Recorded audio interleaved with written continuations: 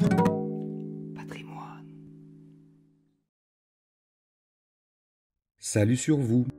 En quête de patrimoine, découvrons notre histoire. La vie des saints. 1er octobre, nous fêtons Saint Rémi. Né vers l'an 439 au château de Laon, que possédaient ses parents, nobles et chrétiens, Rémi menait la vie érémitique lorsqu'il fut, à l'âge de 22 ans, élu évêque de Reims, 461. Clovis, quoique païen, avait un grand respect pour lui. Des maraudeurs francs, ayant enlevé d'une église de Reims un vase sacré d'un grand prix, Saint Rémi le fit réclamer, et le roi, l'ayant découvert, le fit rendre aux envoyés de l'évêque. Lorsque Clovis, après la bataille de Tolbiac, eut résolu d'embrasser le christianisme, il vint à Reims. Rémi prépara le roi au baptême et l'exhorta à le recevoir le plus tôt possible. Clovis voulut consulter son armée. « Pieux roi, répondirent les Francs, nous abjurons le culte des dieux mortels, nous voulons servir le Dieu immortel que Rémi adore. »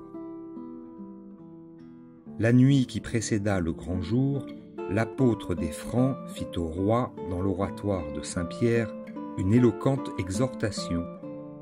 Pendant qu'il parlait, une lumière céleste éclata soudain, et une voix se fit entendre qui disait « La paix soit avec vous, c'est moi, ne craignez point, persévérez dans mon amour. » Le visage du saint rayonnait divinement. Le roi, la reine, tous les seigneurs et les dames de la cour se jetèrent à ses pieds. Rémi les releva et leur prédit la grandeur future des rois de France.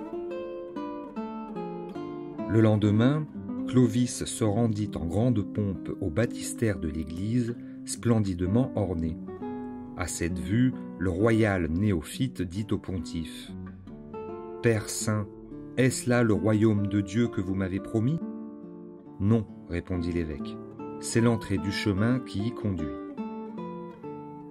Le clerc, chargé d'apporter le Saint-Crème n'ayant pu fendre la foule, Rémi, les mains et les yeux levés vers le ciel, pria avec les larmes.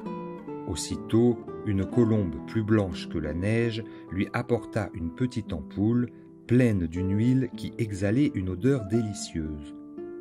Clovis, ayant demandé le sacrement de régénération, Rémi lui dit : « Courbe doucement la tête, fier Sicambre, adore ce que tu as brûlé, brûle ce que tu as adoré. » Puis il le baptisa et l'oignit du Saint-Crème. Les 2 sœurs du roi des Francs et 3000 guerriers reçurent aussi le baptême. Le pape Hormisdas nomma Rémi son légat pour toute l'étendue des États francs, avec pouvoir d'y créer de nouveaux évêchés. L'illustre pontife mourut le 13 janvier 533.